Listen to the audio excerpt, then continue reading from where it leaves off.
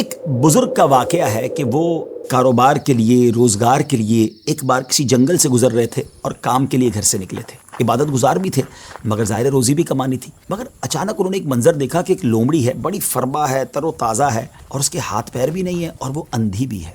اب حیران ہو گئے کہ اس کے پاس تو نہ ہاتھ پیر ہیں، نہ آنکھیں ہیں، نہ دیکھ سکتی ہے، نہ چل پھر سکتی ہے، تو یہ کھاتی کیسے؟ اس کے کھانے کا انتظام کیسے ہوتا ہوگا؟ اسی شش و پنج میں تھے، آپ بیٹھ گئے. اچانک آپ نے دیکھا کہ زمین شک ہوئی اور 2 پیالے نکلے، ایک شہد کا اور ایک دودھ کا. مگر آپ پھر سوچنے لگے کہ یہ پیالے تک پہنچے گی کیسے؟ اب کیا ہوا کہ تھوڑی دیر بعد انہوں نے دیکھا کہ قریب پہاڑ سے ایک سفید چہرے والے نورانی بزرگ وہ اوپر سے تشریف لائے اور اپنے ہاتھوں سے لومڑی کو یہ دونوں پیالے پلائے. پھر پیالے زمین کے اندر چلے گئے اور وہ بزرگ واپس جانے لگے. تو یہ جو عبادت گزار شخص تھے، بزرگ تھے، یہ دوڑے اور جا کر ان کا دامن تھام لیا کہ حضور آپ تعارف تو کرمائیں، آپ کون ہیں اور آپ کیوں یہ آئے تھے اس لومڑی کو یہ کھانا کھلانے؟ تو انہوں نے کہا کہ میں اللہ کے فرشتوں میں سے ایک فرشتہ ہوں اور میری ایک ڈیوٹی ہے کہ میں صبح و شام یہاں پر آؤں اور اس لومڑی کو اپنے ہاتھوں سے جو غذا ہے وہ کھلاؤں. ان بزرگ کی تو جس کو کہنا کہ طبیعت ہی چینج ہو گئی کہ جو رب اس لومڑی کو اس حالت میں بھی روزانہ رزق دے سکتا ہے تو وہ تو مجھے بھی رزق دے گا، مجھے کیا ضرورت ہے کام کاج کے لیے تکلیف اٹھانے کی. آپ جنگل میں چلے گئے اور اللہ کی عبادت میں مصروف ہو گئے. کئی دن عبادت کی، 7 دن ہو گئے مگر کچھ کھانے کو نہ ملا.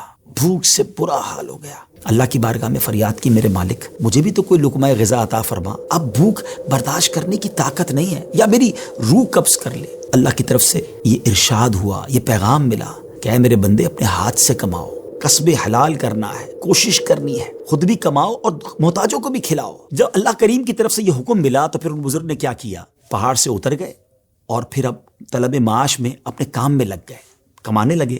آدھا خود کھاتے، آدھا محتاجوں میں تقسیم کرتے. اس واقعے سے سیکھنے کو یہ ملا کہ یہ دنیا عالم اسباب ہے.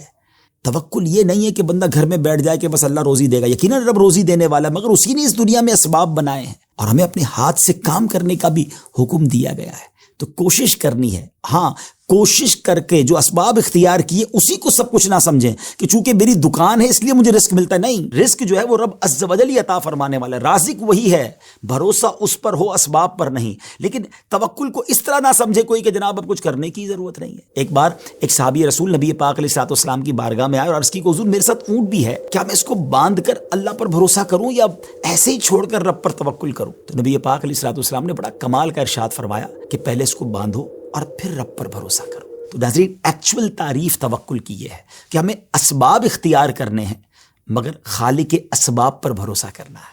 تو امید ہے کہ بہت ساری باتیں سمجھ آ گئی ہوگی. وہ رب سب کو رزق دیتا ہے، وہ ہمیں بھی دے گا.